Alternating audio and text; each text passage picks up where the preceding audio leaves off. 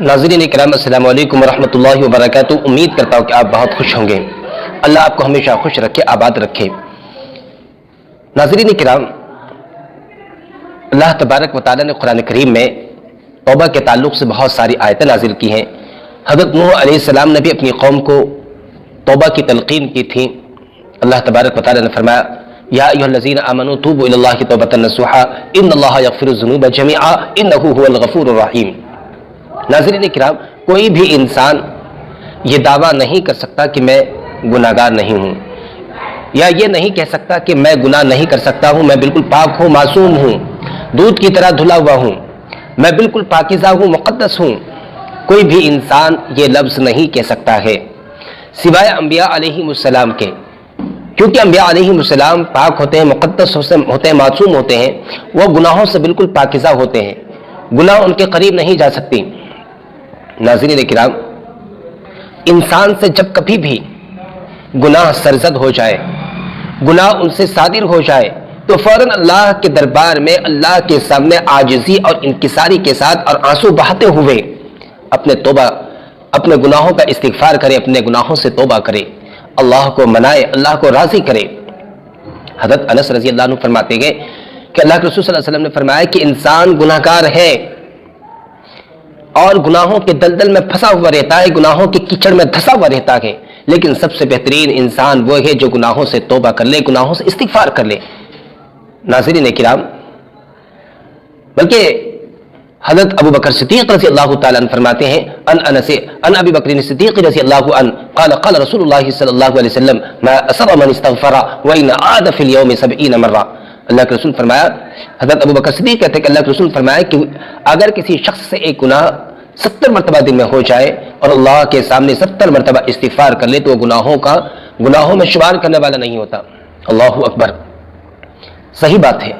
اللہ کی رحمت اتنی وسیع ہے، اس قدر صفت کمال ہے اللہ کا کہ بڑے سے بڑے گناہگار کو بھی اللہ معاف فرما دیتے ہیں۔ حضرت ابو سعید خدری رضی اللہ تعالیٰ عنہ فرماتے ہیں کہ اللہ کے رسول صلی اللہ علیہ وسلم نے ارشاد فرمایا کہ ایک شخص تھا کبھی پہلی امت کے اندر، اس نے 99 بندوں کو، 99 انسان کو قتل کر دیا تھا، لیکن اس انسان کے اندر ایک ندامت تھی، عاجزی تھی، انکساری تھی، اللہ کا ڈر تھا، اللہ کا خوف تھا، اللہ کا احساس تھا، جہنم کا ڈر تھا، موت کا ڈر تھا، قبر کا ڈر تھا، عذاب کا ڈر تھا، اور فکر آخرت تھی اس کے اندر۔ تو اس نے کچھ آدمیوں سے پوچھا، معلوم کیا کہ کوئی پوری دنیا کے اندر کوئی ایسا راہب ہے، درویش ہے، کوئی بزرگ ہے، سلف صالحین ہے جس سے میں جاؤں، جس کے سامنے چاہوں تو میں استغفار کروں، ان کے سامنے اپنی تمام چیزوں کو بتاؤں۔ لوگوں نے بتایا کہ فلاں بستی میں چلے جاؤ، ایک بہت بڑے درویش رہتے ہیں، بزرگ رہتے ہیں، اللہ کے ولی رہتے ہیں، شاید وہاں کوئی بات بن جائے۔ یہ 99 قاتل شخص وہاں پہنچا اور اس راہب سے، اس درویش سے، اس بزرگ سے کہا کہ میں 99 آدمی کا قاتل ہوں، میں دنیا کا سب سے بڑا مجرم ہوں، گناہگار ہوں، پاپی ہوں، کیا میری توبہ قبول ہو سکتی ہے؟ کیا اللہ مجھے معاف کر سکتا ہے؟ اس راہب نے، اس درویش نے کہا کہ نہیں، تمہاری توبہ قبول نہیں ہو سکتی، اور یہاں سے تم چلے جاؤ، تم بہت بڑے پاپی ہو، مجرم ہو، گنہگار ہو، میرے یہاں سے نکل جاؤ۔ اس 99 آدمی جس نے 99 آدمی کو قتل کیا تھا، اس کو غصہ آیا اور اس نے اس راہب کو، اس درویش کو بھی قتل کر دیا، یعنی 100 خون پوری کر دی۔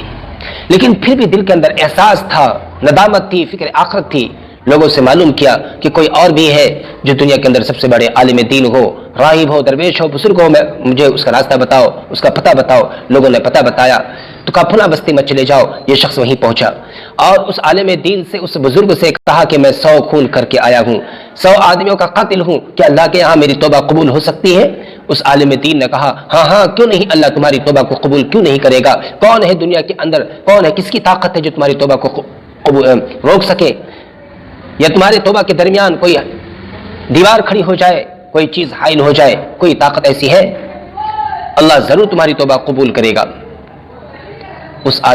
اور یہ بھی نصیحت کی کہ دیکھو میں تمہیں ایک گاؤں کا پتہ بتاتا ہوں، تم وہاں چلے جاؤ، وہاں بہت نیک بندے رہتے ہیں، صالحین بندے رہتے ہیں، اچھے اعمال کرنے والے بندے رہتے ہیں، ایسا کرو تم وہاں چلے جاؤ، اللہ کی عبادت کرنا، نیکی کا کام کرنا، اللہ کے قریبی بننا، اور اس بستی میں مت جا جہاں سے آئے، وہ تو بہت خراب بستی ہے، یہ شخص یہاں سے چل پڑا، راستے میں اچانک اس سو خون کرنے والے آدمی کی موت ہو گئی، اچانک انتقال ہو گیا۔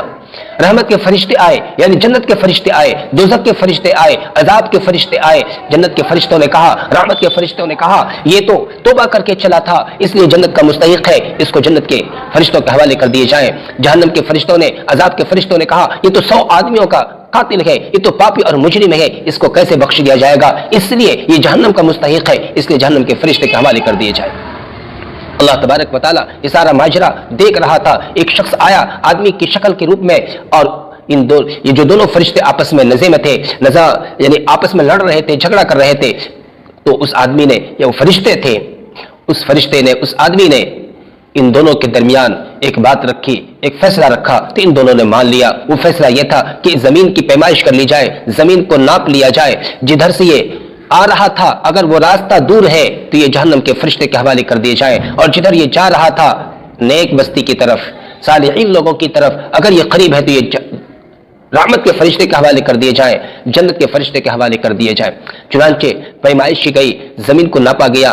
ایک روایت میں یہ بھی ہے کہ اللہ نے جہاں سے یہ شخص آ رہا تھا اس کو حکم دیا کہ تو اور دوری بنا لے، اور اس کو حکم دیا کہ تو اور نزدیک ہو جا، قریبی بنا لے۔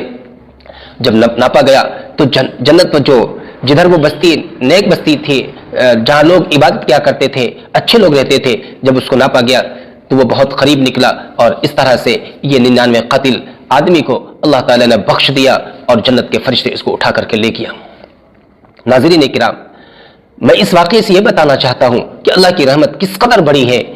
اللہ تو بہانہ ڈھونڈتا ہے توبہ انسانوں کی، کہ وہ توبہ کرے، گناہوں سے معافی مانگے، اللہ کے سامنے آنسو گرائے۔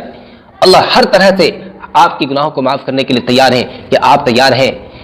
اگر تیار ہے تو آج سے وعدہ کیجئے کہ ہم گناہ نہیں کریں گے، اللہ کے سامنے توبہ استغفار کریں گے، اپنے آنسوؤں کو اللہ کے سامنے گرائیں گے، اپنے گناہوں سے معافی مانگیں گے، اور آئندہ کی زندگی اچھی گزاریں گے، نیکی والی زندگی گزاریں گے، اللہ کی رضا والی زندگی گزاریں گے، نماز والی زندگی گزاریں گے، قرآن کی تلاوت والی زندگی گزاریں گے، گناہوں سے پرہیز کریں گے، گناہوں سے نفرت کریں گے۔ آج سے وعدہ کیجئے کہ انشاءاللہ اعمال صالحہ کریں گے، اور جنت کی تیاری کریں گے، جہنم سے بچنے کی تیاری کریں گے۔